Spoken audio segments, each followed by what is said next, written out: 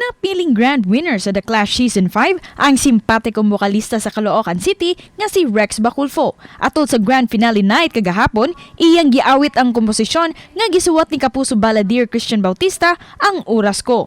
Midawat siya og The Clash Grand Champion Trophy, 1 million pesos in cash, exclusive contract, ubos sa GMA ug brand new house and lot worth nga 3 million pesos. Kapuso drama king Dennis Trillo mubida sa usa ka international series nga Severino. Ang serye nga Severino usa ka true story sa pari nga si Severino Malyari. Gi-anunsyo nga siya ang napiling mubida sa maong serye atol sa Cannes Film Festival. Ang Severino usa sa mga labing dako nga serye nga angay nato atangan mga kapuso.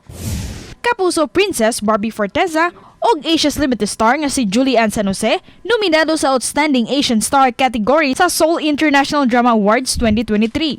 Suportahan ta sila pinaagi sa pagbutar sa Idol Champ app sugod sa Hunyo 15. Og sa nagkainit nga eksena sa Voltes 5 Legacy, padayong giatake sa Boazenian Empire ang Camp Falcon. Nakita ni Prince Ardus ang inahan sa magsuong Armstrong og iya kining giatake. Mabuhi pa ba ka? Si Dr. Collins Armstrong, kana, atong sayran, pinaagi sa atong pagtanaw sa Voltes 5 Legacy pagkahuman sa 24 oras.